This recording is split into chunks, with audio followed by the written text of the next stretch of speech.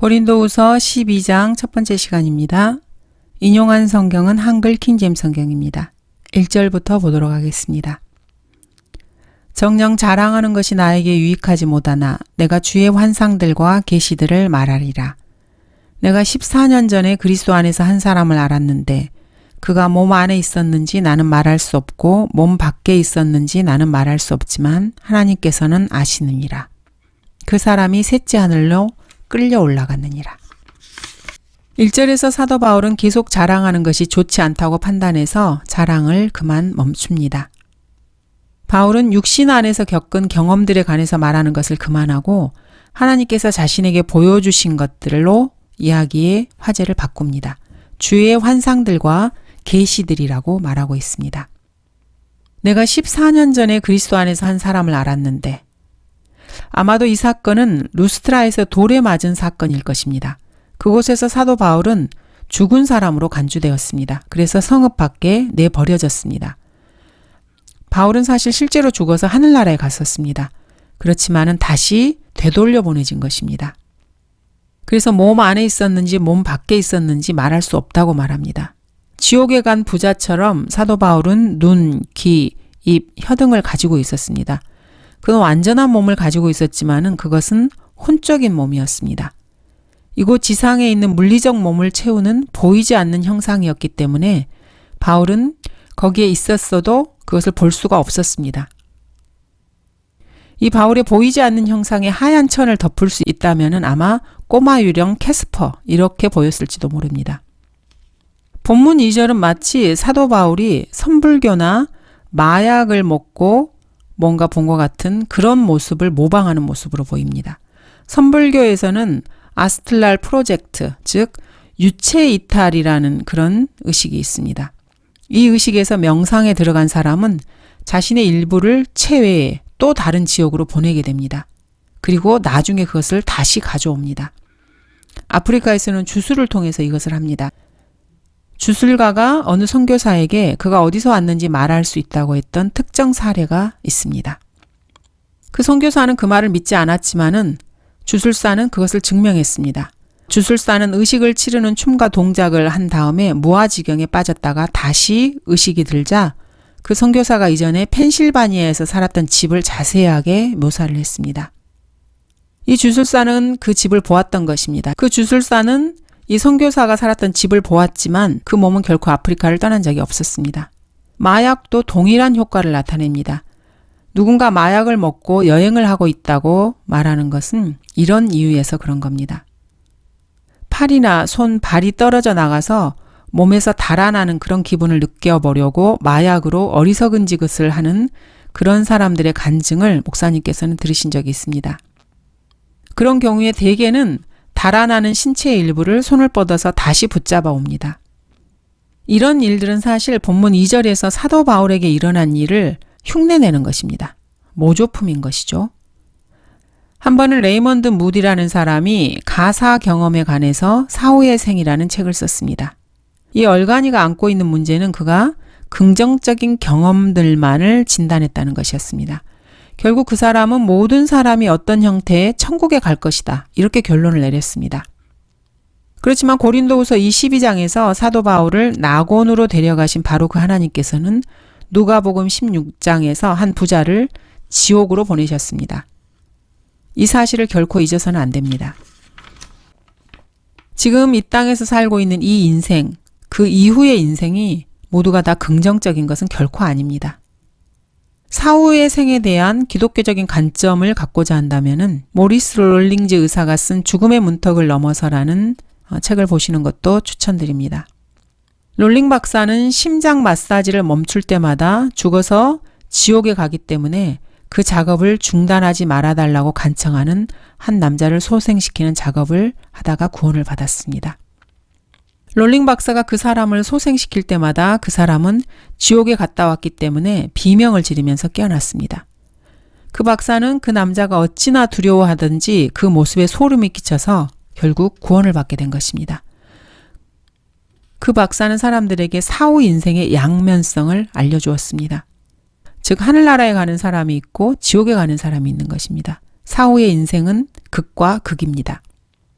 3절 내가 이런 사람을 아노라. 그가 몸 안에 있었는지 몸 밖에 있었는지 나는 말할 수 없지만 하나님께서는 아시느니라. 그가 낙원으로 끌려 올라가서 말로 다 설명할 수 없는 말을 들었는데 그것은 사람들에게 말하도록 허락되지 않은 것이로다. 내가 이런 사람에 관해서는 자랑하겠으나 나에 관해서는 약하다는 것 외에는 자랑하지 아니하리라. 정상적으로 보면은 이 구절에는 뭔가 특별한 것이 없습니다. 그렇지만 지난 수십 년 동안 근본주의자라고 하는 사람들이 아인슈타인을 따르면서 올라간다, 이 말이 상대적인 용어라고 가르치기 시작했습니다. 이렇게 특별하게 별로 똑똑할 것도 없는 이런 500명 이상의 대학 교수들의 주장에도 불구하고 우리는 누구나 위쪽을 찾을 수 있습니다. 하늘나라의 방향을 찾을 수 있는 것입니다. 그것은 북쪽입니다. 알파 드라코니스 성자를 향하고 있는 북쪽입니다. 성경에서 그 위치를 한번 살펴보겠습니다. 이는 내가 내 마음속에 말하기를 내가 하늘에 올라가서 내가 내 보좌를 하나님의 별들보다 높일 것이요 내가 또한 북편에 있는 회중의 산 위에 앉으리라. 이것은 사탄이 타락했을 때 한 말입니다. 시편 75편입니다. 6, 7절을 보겠습니다. 이는 높이는 일이 동쪽에서나 서쪽에서나 남쪽에서 오는 것이 아니기 때문이라. 오직 하나님께서 재판장이시니 그가 한 사람은 낮추시고 다른 사람은 세우시는도다. 자, 하나님께서 동쪽이나 서쪽이나 남쪽이 아니면 어느 쪽에 계시는 것입니까? 북쪽입니다. 그곳에 하나님께서 재판장으로 계시는 것입니다. 모슬렘 신화에서는 하늘이 7개가 있다고 주장합니다. 그러나 성경에 따르면 하늘은 3가지 하늘이 있습니다. 셋째 하늘에는 현재 낙원이 포함되어 있습니다. 4절에서는 그가라고 표현하고 있습니다. 사도 바울은 자신이 경험한 일을 자기가 아닌 다른 사람에게 일어난 것처럼 3인칭으로 묘사를 하고 있습니다. 사실 선불교에서도 실제로는 그렇게 이야기합니다. 여러분이 반야를 달성하고 즉 깨달음, 열반이나 힌두교의 사마디 이런 것을 달성하고 그 여행에서 돌아왔을 때 그것이 나였다 이런 식으로 말할 수 없으면서도 그렇게 말하는 것은 그 사람이 또 다른 사람을 관찰하고 있는 것처럼 보이기 때문입니다. 이것은 바울이 이렇게 자신을 3인칭으로 묘사하는 것에 대해서 이교도들도 가짜로 모조품을 내세워서 말을 하기 때문입니다. 현재의 낙원은 위에 있습니다. 올라가서라고 표현하고 있기 때문입니다. 이 낙원은 누가복음 23장 43절에서 마지막으로 언급되었습니다. 예수께서 그에게 말씀하시기를 진실로 내가 너에게 말하노니 오늘 내가 나와 함께 낙원에 있으리라고 하시더라. 그 다음에 이 낙원의 위치가 바뀐 것입니다. 여기 누가복음에서는 낙원이 아래에 있었습니다. 에베소서 4장에서는 이렇게 말씀하고 계십니다. 따라서 그가 올라가셨다는 것은 그가 땅의 더 낮은 부분들로 먼저 내려가셨다는 것이 아니고 무엇이냐? 내려가셨던 그가 모든 하늘들 위로 올라가신 바로 그분이니 그가 모든 것을 충만케 하시려 함이니라. 주 예수 그리스도께서는 땅의 더 낮은 부분들로 먼저 내려가셨습니다. 그곳에는 지옥도 있었고 낙원도 있었습니다. 이것을 음부라고 총칭합니다. 그렇지만 현재 낙원은 사실 하늘에 있습니다. 계시록 2장 7절을 보겠습니다. 낙원의 위치가 예수 그리스도의 죽으심과 부활 이후에 바뀐 것입니다. 귀 있는 자는 성령께서 교회들에게 말씀하시는 것을 들을지어다. 이기는 자에게는 내가 하나님의 낙원 가운데 있는 생명나무를 주어서 먹게 하리라. 현재의 낙원은 하늘에 있습니다. 셋째 하늘에 있습니다. 4절은 말로 다 설명할 수 없는 말을 들었는데 그것은 사람들에게 말하도록 허락되지 않은 것이로다. 이렇게 말씀하고 계십니다.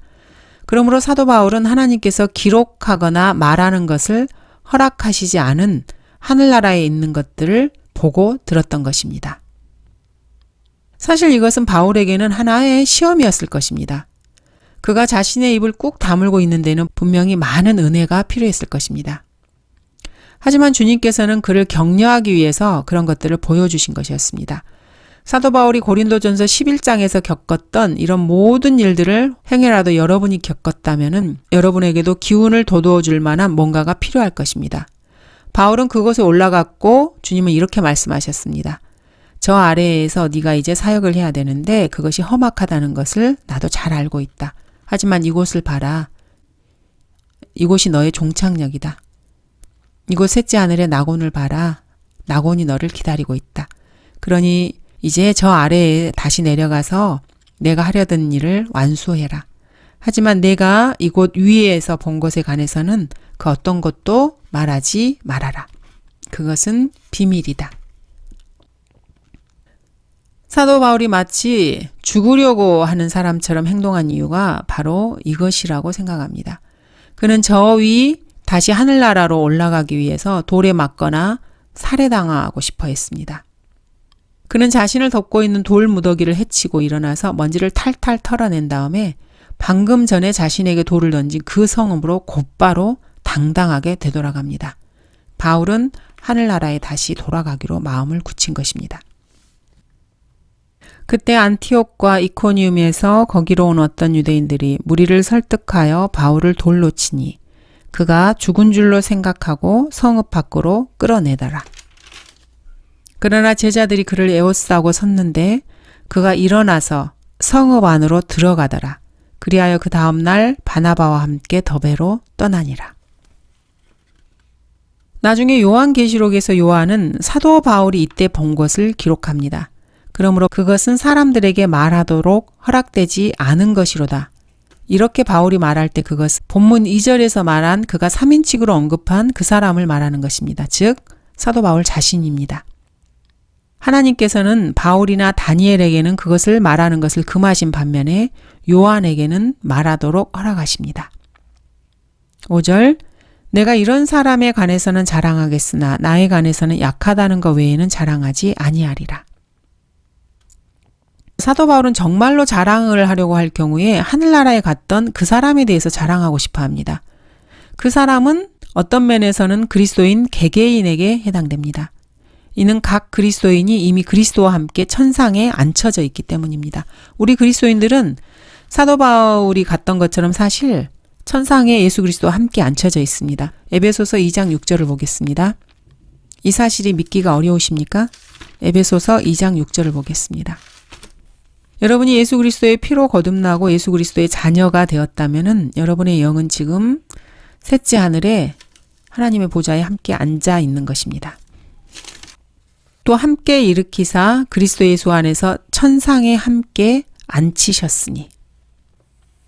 그렇지만 지상에 있는 바울과 관련해서는 바울은 고난들만을 자랑하려고 합니다.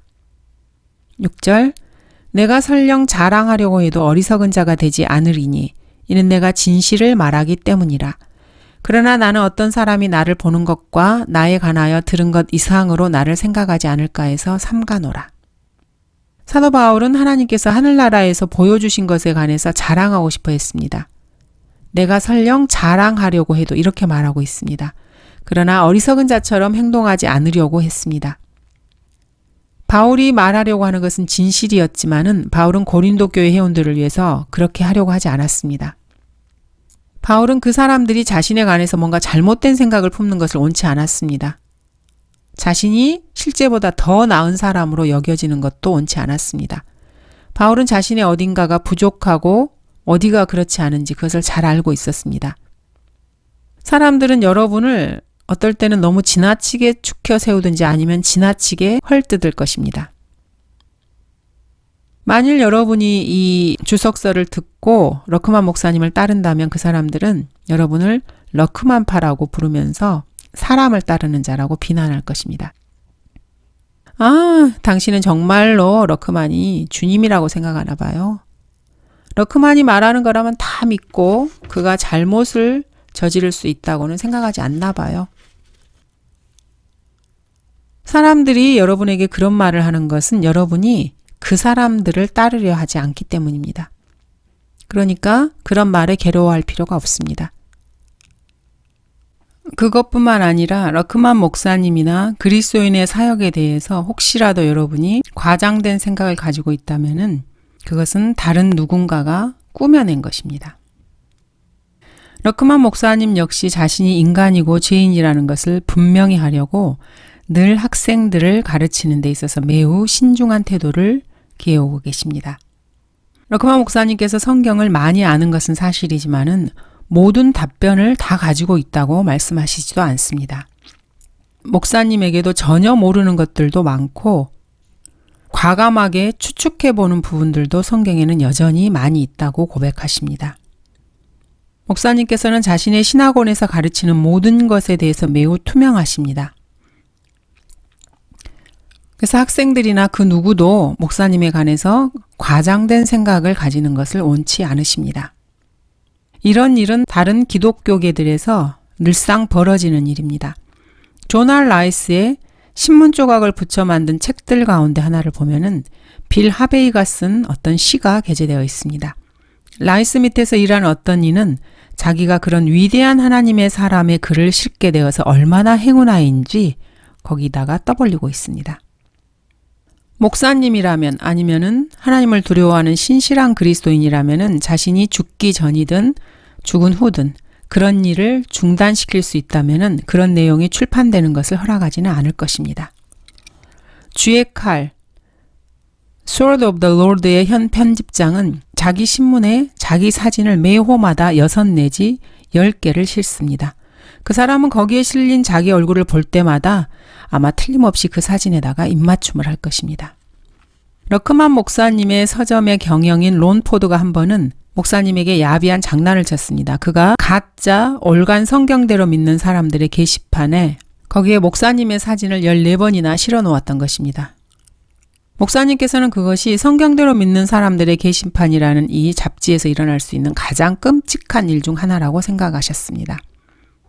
또한 여러분들은 다른 사람들이 여러분을 지나치게 높이 평가하지 않도록 해야 합니다. 누군가 여러분들을 존경할 때 그것을 경계해야 합니다. 그러면서 목사님께서는 차라리 그럴 때에는 그 사람들 앞에 가서 어떤 멍청한 짓을 하라고 이렇게 농담조로 충고를 하십니다. 그러면은 그 사람들이 모든 것을 예전처럼 볼 것이지만 그래도 그 다음에는 그런 짓을 하고 나면은 여러분을 지나치게 높이 평가하지는 않을 것이기 때문입니다. 자, 하나님께서는 그 하늘나라의 환상에 관해서 사도 바울에게 꽤 많은 것을 보여주셨습니다. 7절에서 지극히 위대한 계시들의 풍성함이라고 말하는 데서 알 수 있습니다. 그리고 그 일에 관해서 자만으로 인해 우쭐대지 못하도록 하나님께서는 마귀를 풀어서 잠시 바울을 때려 눕히게 하셨습니다. 사탄의 사자를 내게 주셨으니 그가 나를 쳐서, 이렇게 바울은 말하고 있습니다. 하나님께서 이 일을 하시는 것은 바울을 겸손하게 하려고 하는데 그 목적이 있었습니다. 하나님께서 들어 쓰셨다고 하는 몇몇 유명한 목사들을 한번 생각해 보시기 바랍니다. 그들은 개개인이 뭔가 잘못된 것을 지니고 있었습니다. 존 롤링즈는 신경쇠약 같은 것을 가지고 있어서 위궤양을 앓았습니다. 해롤드 허니건은 어떤 위대한 사역을 펼치다가 마침내 3번의 심장마비를 일으켰습니다. 그는 수술을 받았고 사역의 속도를 늦출 수밖에 없었습니다. 달라스 빌링턴은 3번의 심장마비를 겪었고 4번째에는 숨을 거두고 말았습니다. 프랭크 노리스는 지금까지 살았던 가장 위대한 설교자 중에 하나였지만 인생 후반부에는 엄청난 소용돌이에 휘말렸습니다. 사실 그런데 많은 부분이 그의 잘못이었습니다. 육체의 한 가시에 관련해서 더 심도 있는 내용을 원하신다면 갈라디아서 4장을 읽어보시기 바랍니다. 플로리다에는 모래박차라고 하는 작은 가시풀이 있습니다. 이것을 그 육체의 한 가시에 대한 완벽한 예로 볼 수 있습니다. 생긴 것은 작은데 피부에 박히기라도 하면은 뱃속에 불이라도 난 것처럼 정신을 못 차리게 아프기 때문입니다. 팔이나 다리를 잃어버린 것처럼 그렇게 큰 일은 아니지만 주님께서 우리에게 보내시는 그런 가시들 대부분이 사실은 그런 식입니다. 그것들 대부분이 약한 것이라는 사실에 대해서 하나님께 감사를 드려야 합니다. 주님은 우리 그리스도인들 대부분이 큰 것을 감당할 수 없다는 것을 다 알고 계십니다. 하지만 우리 그리스도인들을 지치게 하는 것은 바로 그 작은 자극들입니다. 때로는 작은 것보다 큰 것을 이겨내기가 더 쉬운 법입니다. 두통을 한번 예로 들어보겠습니다. 하루 종일 욱신거리는 단순한 두통, 이것보다 마음을 더 힘들게 하고 신경을 건드리는 것은 세상에서 아마 없을 것입니다. 열도 없고 피도 안 나고 뼈도 성성합니다. 그런데 두통은 계속됩니다. 그러면은 그런 두통을 앓는 사람은 반 미칠 지경이 됩니다. 밤낮 없이 이틀 동안 계속되는 두통이라면은 여러분은 아마 정신병원에 갈 지경이 될 것입니다. 여러분의 콧대를 꺾어 놓을 만한 것은 바로 이처럼 작은 것들입니다. 사도 바울 역시 사탄의 가시를 제거해 달라고 하나님께 3번 기도했습니다. 그는 믿음의 기도로 죽은 사람도 살릴 수 있었던 사람이었습니다. 그렇지만 바울의 기도에도 불구하고 주님께서는 바울에게서 이 사탄의 가시를 제거하지 않으셨습니다. 그 대신에 주님은 이렇게 말씀하셨습니다. 내 은혜가 내게 충분하도다. 주님은 사도 바울이 이 사탄의 가시를 그대로 박아둔 다음에 그것을 견딜 수 있는 은혜를 바울에게 주셨습니다. 인정 많은 시골 사람들은 글쎄 주님께서는 네가 견딜 수 있는 것 이상으로 더 이상 너에게 지우지 않을 거야 이렇게 말합니다. 성경은 그렇게는 말씀하지 않지만 그 사람들이 그런 생각을 갖게 된 것은 바로 이 구절 때문입니다. 지극히 위대한 계시들의 풍성함으로 인하여 내가 자고하지 않도록 육체의 한 가시 즉 사탄의 사자를 내게 주셨으니 그가 나를 쳐서 자고하지 못하게 하려 함이라. 이를 위하여 3번이나 그것을 내게서 제거해 달라고 주께 간구하였는데 주께서 내게 말씀하시기를 내 은혜가 내게 충분하도다. 이는 내 능력이 약한 데서 온전하게 됨이니라고 하셨느니라. 그러므로 내가 오히려 매우 기쁘게 나의 약한 것을 자랑하리니 이는 그리스도의 능력이 내게 거하게 하려 함이라. 성경은 내 능력이 약한 데서 온전하게 됨이니라고 말씀하고 계십니다. 여러분의 생명 안에 있는 하나님의 능력이 여러분의 약함에서 온전해진다는 것입니다. 잘 깨닫지 못할 수도 있지만 그 누가 뭐라 말해도 이것은 축복입니다. 밥 존스 시니어는 자신의 걸려 넘어지게 하는 돌들로 디딤돌을 만들 줄 아는 자는 복이 있다 이렇게 말했습니다. 이 말은 여러분의 성격에 주님을 섬기는 데 방해가 되는 결점, 약점이 있어도 주님께서 그러한 약점들을 그대로 놔두실 수 있다는 생각이 깔려 있습니다. 그러면은 여러분이 평생을 그것과 싸우면서 주님의 능력이 여러분 안에 온전해지고 승리를 거두는 이가 여러분 자신이 아니라 주님이라는 것을 다른 사람들에게 분명하게 보여주게 됩니다. 또한 그 일이 이루어지면은 그 사람들은 그것이 여러분의 인생에 역사하시는 하나님이라는 것을 인정하게 됩니다. 그러면은 승리는 주님의 것이 됩니다. 따라서 사도 바울이 자신의 약한 것을 자랑하고 뽐내는 이유는 이렇습니다. 즉 약한 것이 많으면 많을수록 그 약한 것을 극복하고 하나님께서 맡기신 사역을 성취하라고 그리스도로부터 더 많은 능력을 받게 되기 때문입니다. 사도 바울이 약한 것이라고 말한 것에 주목하시기 바랍니다. 영어로는 infirmities입니다. 사실 이 단어는 병에 쓰는 단어입니다. 바울은 평생 동안 몸이 아팠습니다. 뿐만 아니라 갖가지 질병을 앓았습니다. 오랄 로버츠는 한 번에 이 구절에 관해서 설교를 했습니다. 그는 물살을 거슬러 상류로 헤엄쳐가는 연어처럼 이 구절과 싸움을 하고 있었습니다. 오랄 로버츠는 이 육체의 한 가시를 박해라고 했습니다. 그러나 바울이 그 점을 언급한 것은 10절에서 언급했습니다. 그런 다음에 그는 이 단어를 뭔가 할 수 없는 무능력 이렇게 바꿨습니다. 그렇지만 성경은 약한 것, infirmities라고 말할 뿐입니다. 이 약한 것은 사도 바울에게 치욕적이었음이 틀림없습니다. 그는 손수건과 앞치마로 사람들을 치유할 수 있었지만 정작 자기 자신은 치유할 수 없었습니다. 그래서 바울은 의사인 누가를 가는 곳마다 데리고 다녔습니다. 죽을 때에 이르러서도 누가만 나와 함께 있느니라고 말을 했습니다.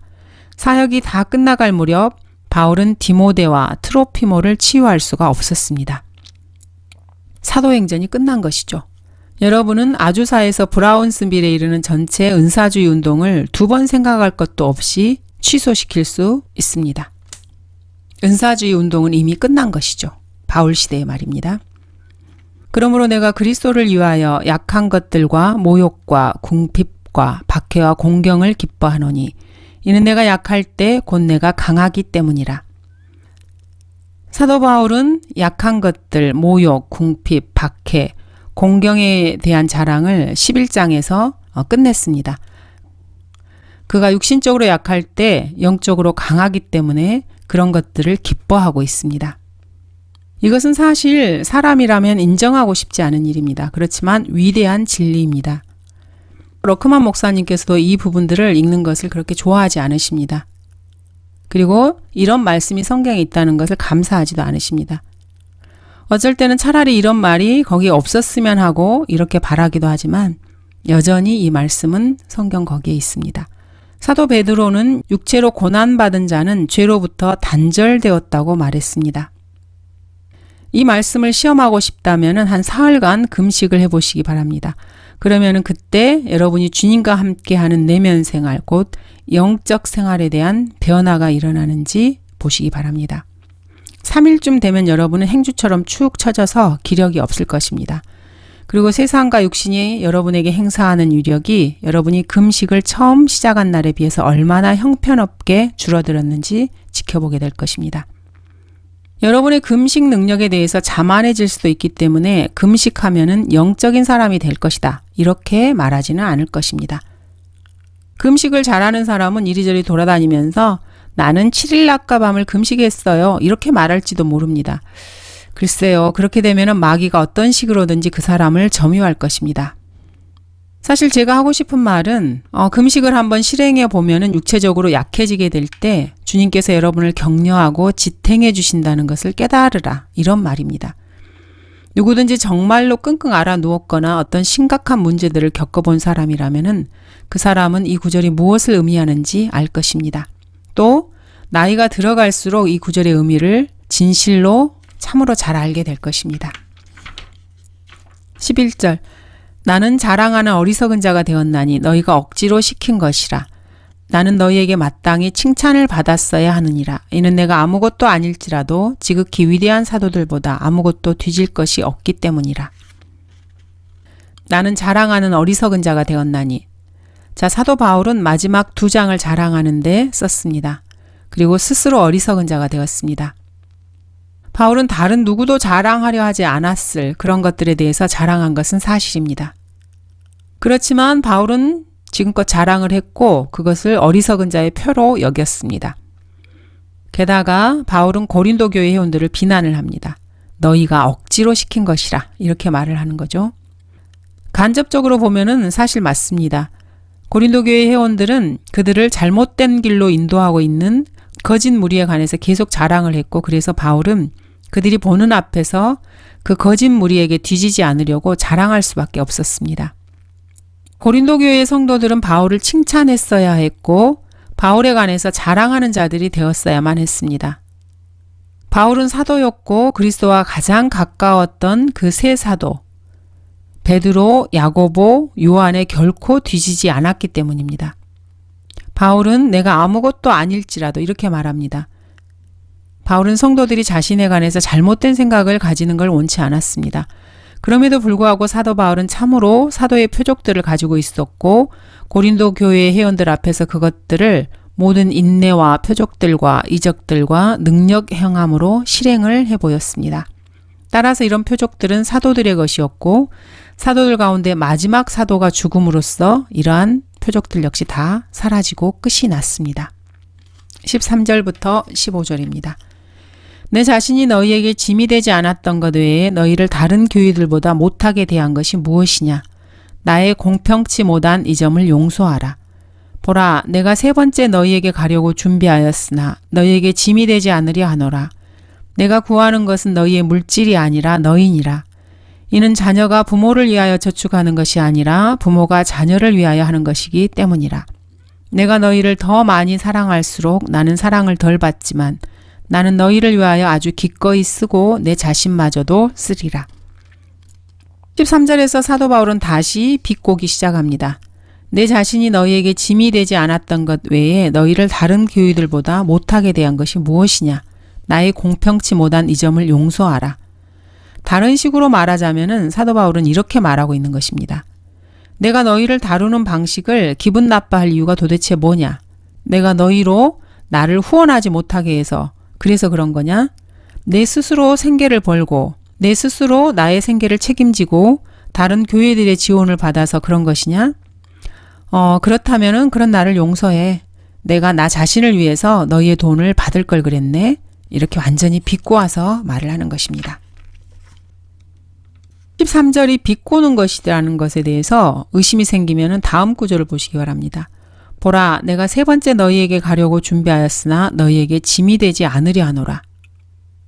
바울은 처음 2번 방문했을 때와 정확히 똑같이 세 번째 방문도 그렇게 하려고 합니다. 스스로 자신의 생계를 위해서 돈을 벌고 다른 교회들에서 지원을 받는 것을 말하고 있습니다. 바울은 고린도 교회 회원들의 돈을 원치 않았으며 그들의 재정적 지원도 구하지 않았습니다. 바울이 원했던 것은 바로 고린도 교회의 성도들 자체였습니다. 내가 구하는 것은 너희의 물질이 아니라 너희니라. 만약에 주님께서 여러분을 얻으시면 주님은 여러분과 더불어서 여러분의 돈도 얻게 되는 것입니다. 여러분은 교회에서 일어나는 모든 문제가 사랑 문제라는 것을 혹시 아십니까? 여러분은 사람들이 왜 후하게 주지 않는지 아십니까? 그것은 그들이 주님을 사랑하지 않기 때문입니다.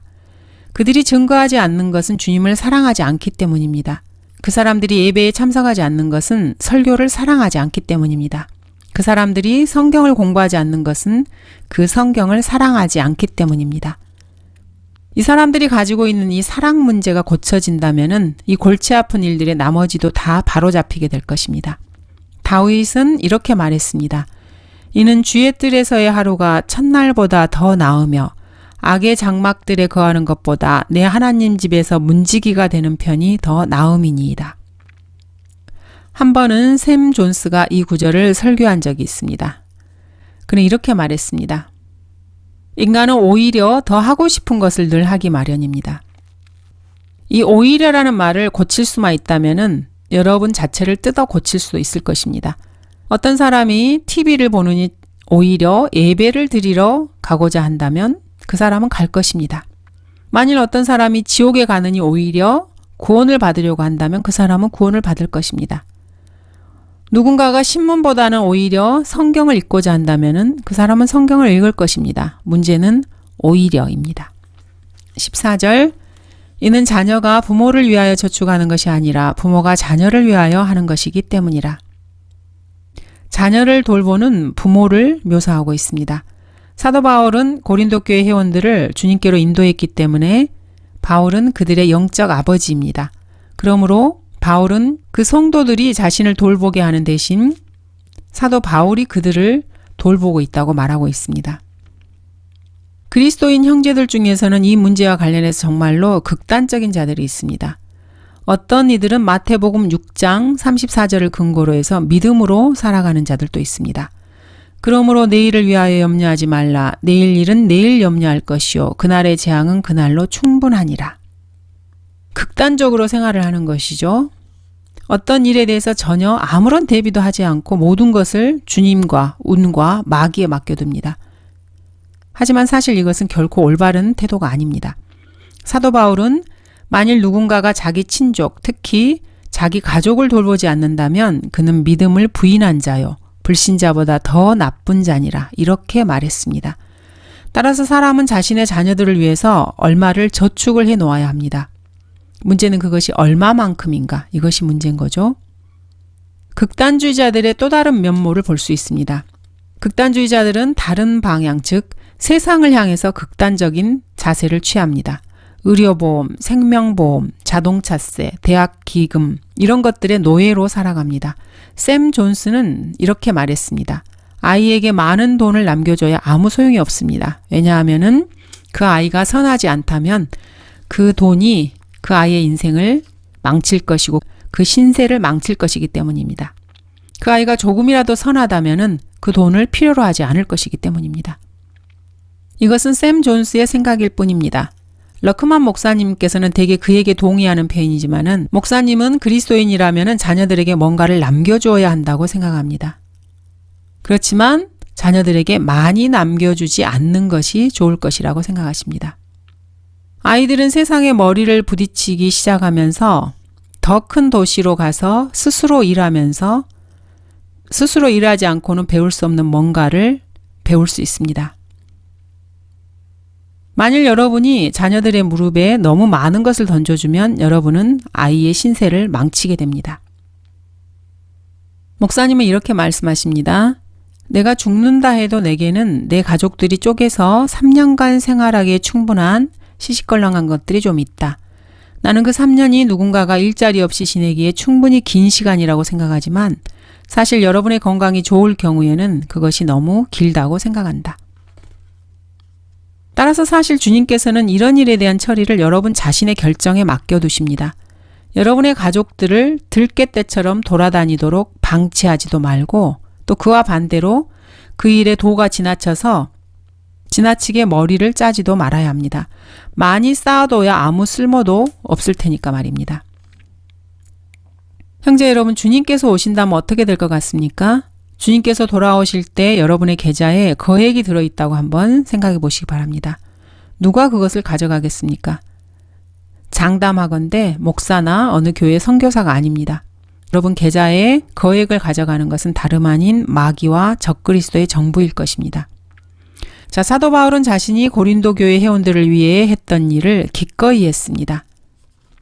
바울은 성도들을 위해서 자신의 시간과 정력과 돈을 쓰는 것에 개의치 않았습니다. 그렇지만 바울이 그들에게 더 많은 사랑을 보여줄수록 성도들은 그를 더 적게 사랑하는 것처럼 보였습니다. 사실 실제로 그런 사람들이 있습니다. 여러분이 그 사람들을 위해서 뭔가를 더 해주면 해줄수록 그 사람들은 여러분을 더 많이 미워합니다. 여러분이 어떤 사람을 도와주면 그 사람들은 몸을 획 돌려 여러분의 목을 베어버릴 것입니다. 왜 그런지 모르겠습니다. 정말로 이해할 수 없는 일입니다. 사실 우리는 누가 우리에게 무엇을 해주든지 그것에 감사해야 합니다. 그리고 하나님께 그것에 대해서 감사를 드려야 합니다. 사람들은 온갖 종류의 시시한 것들을 다 이렇게 해줍니다. 사람들은 러크마 목사님에게 온갖 종류의 시시한 것들을 다 해줍니다. 그러다 보니까 목사님에게는 시시한 것이란 시시한 것은 다 있는 편이라고 말씀하십니다. 하지만 목사님은 그것에 대해서 일일이 하나하나 하나님께 감사를 드리고 그 모든 것을 가지고 뭔가를 하십니다. 만일 먹는 것이면 먹고 입맛에 맞지 않으면은 자녀들이나 다른 사람에게 줍니다. 만일 자녀들도 먹지 않으면은 개나 고양이, 토끼에게라도 줍니다. 입는 것이면은 그것을 입습니다. 그런데 입을 수 없으면은 작업복으로 씁니다. 이렇게 성도들을 통해서 뭔가 주시면 그것에 대해서 하나님께 감사하고 그 쓰임새를 찾아서 잘 맞게 쓰는 것입니다. 목사님께서 스스로 노력해서 벌지 않은 것을 사람들이 얼마나 많이 목사님에게 주시고 목사님이 그것을 받았는지 여러분이 아신다면은, 그리고 그 사람들이 주님을 사랑하고 성경을 사랑한다는 그 이유 하나만으로 목사님에게 그렇게 한다는 것을 안다면은 아마 그것을 믿지 않을지도 모릅니다.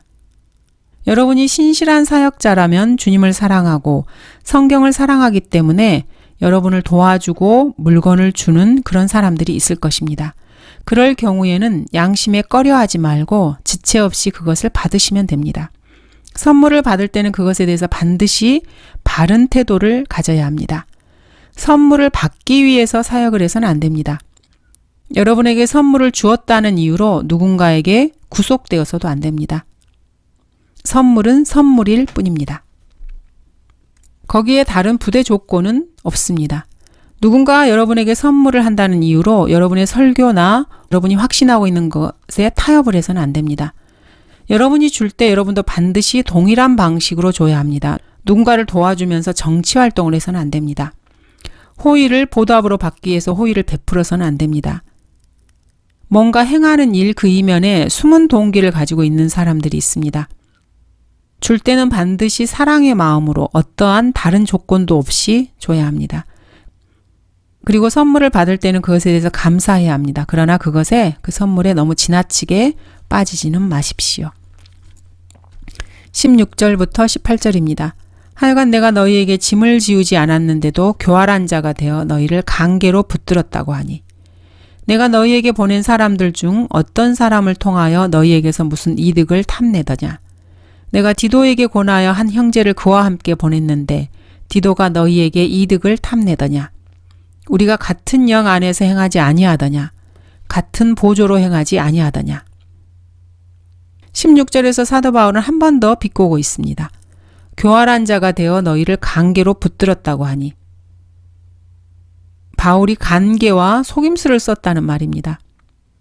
바울이 그렇게 말하고 있습니다. 물론 그렇지 않았습니다. 바울은 자신이 고린도 교회 성도들과 있었을 때 그들에게 어떤 돈이나 지원도 받지 않았다는 사실을 말하고 있습니다. 바울이 그들을 관계로 속여서 그리스도를 영접하고 섬기도록 하려고 그들에게 어떤 것도 의도적으로 받지 않았다고 비꼬아 말하고 있습니다. 바울은 자신이 그들을 속인 것이 아니며 그들을 속여서 그리스도를 영접하게 한 다음에 그들에게서 어떤 것도 의도적으로 받지 않았다 이렇게 말하고 있습니다. 비꼬는 것이죠. 어떤 면에서는 맞는 말입니다. 바울은 그 목적을 염두에 두고 의도적으로 그렇게 했기 때문입니다. 하지만 그것은 결코 간계나 속임수는 아니었습니다. 바울이 고린도 교회 사람들을 주님께로 이겨오기 위해서 잘못 행한 것은 없었습니다. 바울은 그냥 그 일을 다른 곳들에서 했던 방식으로 하지 않았을 뿐입니다. 즉 그들에게서 돈을 받지 않았던 것이죠. 사역을 하다 보면은 관리, 운영, 규정에 따라 돌아가지 않은 일들이 많이 있습니다. 그럴 때에는 그 일을 바로 해내기 위해서 뱀처럼 지혜롭고 비둘기처럼 해야 합니다. 그래야 잘못된 결과를 받지 않게 됩니다. 어떤 곳에서는 효력이 있었던 것이 다른 곳에서는 효력이 없을 수도 있습니다. 그러므로 지혜를 달라고 하나님께 기도할 필요가 생기게 되는 것입니다. 사도 바울은 물론 바울의 조력자들 역시 그 누구에게서도 이득을 탐내지 않았습니다. 디도는 바울과 똑같이 고린도 회원들을 사랑했습니다. 디도는 스스로를 지원하기 위해서 그들에게 어떤 돈도 받은 적이 없으며 그의 동료들도 그러했습니다. 디도는 바울과 같은 영에 속해 있었고 같은 보조로 행했습니다. 그들은 보수를 목적으로 일하지 않았던 것입니다. 19절 또 너희는 우리가 너희에게 우리 자신을 변명하고 있다고 생각하느냐? 우리는 그리스도 안에서 하나님 앞에 말하느니라. 그러나 참으로 사랑하는 자들아 우리가 하는 모든 일은 너희를 세우기 위함이라. 내가 두려워하는 것은 내가 갔을 때 내가 바라던 대로 너희를 보지 못할까 함이요. 또 너희가 바라지 않는 그러한 나를 너희에게 보이게 되지 않을까 함이며 거기에 다툼과 시기와 분노와 경쟁과 험담과 수군거림과 교만이나 소요가 있지 않을까 함이라. 또 내가 다시 가면 나의 하나님께서 너희 앞에서 나를 낮추시지 않을까 함이요. 전에 죄를 지었으나 그들이 범한 부정과 음행과 세욕을 회개하지 않은 많은 자로 인하여 애통하게 되지 아니할까 함이라. 사도 바울은 고린도 교회 회원들에게 변명을 하고 있는 것이 아닙니다. 너희는 우리가 너희에게 우리 자신을 변명하고 있다고 생각하느냐? 하나님께서는 바울의 마음을 잘 알고 계셨습니다. 바울이 한 일들, 특히 고린도 교회 회원의 지원에 신세를 지지 않고 살았던 일은 고린도 교회 회원들을 그들의 믿음 안에서 세우기 위해서 그렇게 한 것입니다. 너희를 세우기 위함이라 이렇게 말을 하고 있습니다. 이 일을 위해서 하나님께서는 사도를 세우셨던 것입니다. 그가 어떤 사람들은 사도로, 어떤 사람들은 선지자로, 어떤 사람들은 복음 전도자로, 어떤 사람들은 목사와 교사로 주셨으니 이는 성도들을 온전케 하며 섬기는 일을 하게 하고 그리스도의 몸을 세우게 하여. 하나님께서 사도를 세우신 목적은 성도들을 세우기 위해서였습니다. 20절을 그리스도께서 그리스도인에게 직접 친히 쓰시는 것으로 읽어보면 좋습니다. 내가 두려워하는 것은 여기서 내에 그리스도를 넣으시면 됩니다. 내가 두려워하는 것은 내가 갔을 때, 휴거됐을 때 내가 바라던 대로 내가 너희에게 바라는 삶의 모습으로 너희를 그리스도인을 보지 못할까 하미요. 또 너희가 바라지 않는 그러한 너희의 죄로 인해서 너희가 만나기를 부끄러워하는 나를 너희에게 보이게 되지 않을까 함이며 이렇게 읽어보면 좋습니다. 그 뒤에 열거되는 문제들은 지역교회 회중 가운데서 흔히 일어나는 문제들입니다. 다툼과 시기와 분노와 경쟁과 험담과 수군거림과 교만이나 소요. 자, 여러분 스스로에게 한번 질문을 해보시기 바랍니다. 그리스도께서 다시 오실 때 여러분은 주님께서 여러분과 여러분의 교회의 그런 모습을 발견하기를 원하십니까? 21절 또 라고 말하고 있습니다.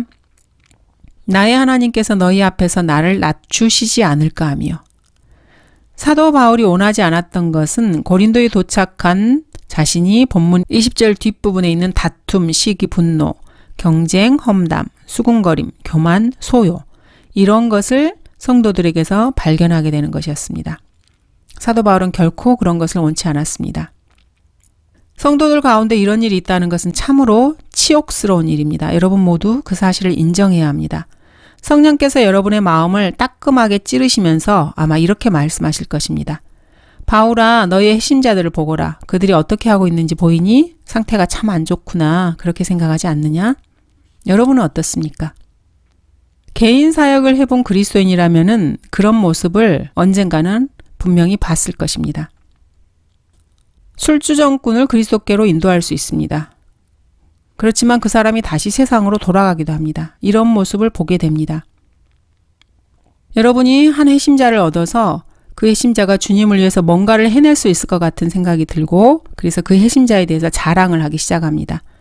때마침 그때 그 사람이 타락을 하게 됩니다. 말하자면은 그런 경험으로 인해서 여러분이 겸손하게 되는 것입니다. 감사합니다.